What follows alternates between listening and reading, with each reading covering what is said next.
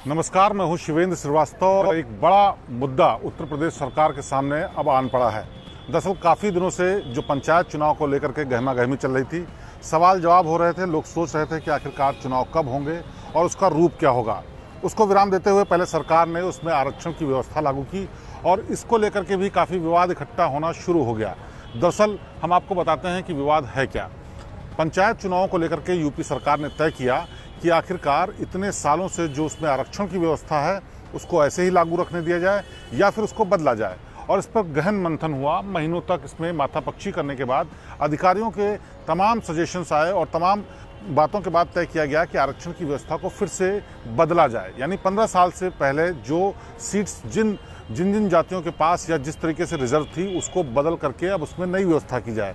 और इसमें सबसे बड़ा मुद्दा ये हो गया कि जहाँ पर जनरल सीट है वहाँ पर दूसरी आरक्षित जातियों को सीट दी जाए। और इसी तरीके से ओबीसी, एससी और दूसरी जो रिजर्व कैटेगरीज हैं उनमें पंचायत चुनाव से जुड़े हुए, चाहे ब्लॉक प्रमुख हों, प्रधान के लोग हों, पंचायत सदस्य हों या फिर ब्लॉक वाले सदस्य हों, उन सब जगहों पर इस तरह का बदलाव किया जाए। सरकार ने काफ़ी दिनों तक इस पर माथापच्ची करने के बाद और काफ़ी दिनों तक इसमें स्टडी करने के बाद जो एक नया फॉर्मेट लागू किया, उसमें ये तय किया कि तमाम जो सीटें हैं पूरे उत्तर प्रदेश की पंचायत चुनाव के दौरान वाली, उन सब में इस तरह के बदलावों को लागू किया जाए और तत्काल प्रभाव से लागू किया जाए।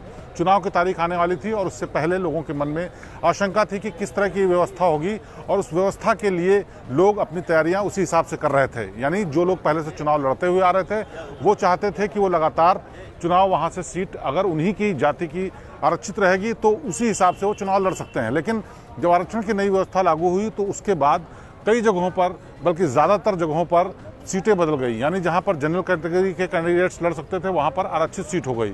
सालों साल तक जो लोग वहां पर चुनाव लड़ते आए थे या उनके जानने वाले, उनके परिवार के लोग लड़ रहे थे, उनके लिए बड़ा संकट तय हो गया, क्योंकि वो चुनाव की तैयारियां कर रहे थे, अपने पक्ष में लोगों को इकट्ठा करने के लिए तमाम तरीके की यत्न कर रहे थे, कोशिशें कर रहे थे। और इसी बीच में जब ये आरक्षण की व्यवस्था लागू हुई उस दौरान उनके लिए तय करना मुश्किल हो गया कि अब वो क्या करें। वो खुद चुनाव नहीं लड़ सकते तो किसको चुनाव लड़ाएं, किस करीबी को वो अपने साथ लाएं जिसको चुनाव लड़ाने से उनको फ़ायदा हो सकता है। क्योंकि पंचायत चुनाव बहुत महत्वपूर्ण होते हैं उत्तर प्रदेश में और उसके आधार पर ही आगे के चुनाव की रणनीति और उसका एक आने वाला रिजल्ट, संभावित रिजल्ट, वो लोग सोच पाते हैं। और इसके कुछ ही महीने के बाद यूपी में विधानसभा के चुनाव हैं। इस लिहाज से इस बार के पंचायत चुनाव और ज़्यादा महत्वपूर्ण थे। लेकिन ये आरक्षण की व्यवस्था तय होने के बाद, लागू होने के बाद, ये मुश्किल पैदा हो गई कैंडिडेट्स के सामने कि आखिरकार वो क्या करें। इसी बीच में तमाम तरीके की कोशिश, विरोध, विवाद हुए, जिसमें कोर्ट में भी पिटीशन लगाई गई। और उन पिटीशंस के दौरान, सुनवाई के दौरान कोर्ट ने तय किया कि जब तक कि इस पर पूरी तरीके से ट्रांसपेरेंसी, पारदर्शिता और उसके पीछे के कारणों को नहीं पता करते, तब तक इसको पूरी तरह से लागू न किया जाए। इसी बारे में 12 मार्च को कोर्ट ने आदेश दिया कि जब तक कि आगे की डेट पर वो फाइनल फैसला नहीं करते तब तक ये आरक्षण की व्यवस्था जो लागू की गई है उसको तत्काल प्रभाव से निष्प्रभावी किया जाए, यानी उसको लागू न किया जाए, उसको न माना जाए।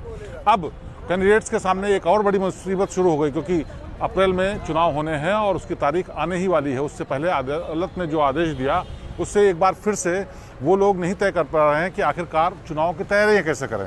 क्या उनकी सीट वही रहेगी जो पहले थी या फिर आरक्षित कैटेगरी में जाएगी या फिर वहाँ पर कुछ और बदलाव होगा।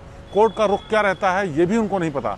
तो ऐसे में सबके सामने असमंजस की स्थिति है और पंचायत चुनाव में इस तरह की असमंजस की स्थिति पहली बार हो रही है जब इस तरह कुछ साफ नहीं है कि आखिरकार चुनाव कब होंगे, चुनावों का प्रारूप क्या होगा, आरक्षण की व्यवस्था क्या होगी। और अदालत के आदेश के बाद ये भी तय नहीं है कि क्या आरक्षण लागू भी होगा या नहीं होगा।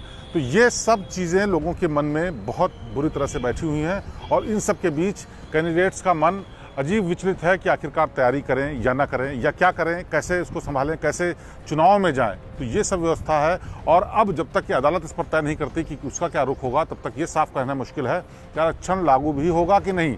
और इस बीच तैयारियां भी करनी ज़रूरी हैं तमाम पॉलिटिकल पार्टीज़ के लिए। तो यूपी में पंचायत चुनाव पर स्थिति आज की तारीख में यही है और इन्हीं स्थितियों के बीच में तमाम कैंडिडेट्स सिर्फ इस बात का इंतजार कर रहे हैं कि अब अदालत का रुख क्या होगा ताकि वो चुनाव की आगे की तैयारियां कर सकें।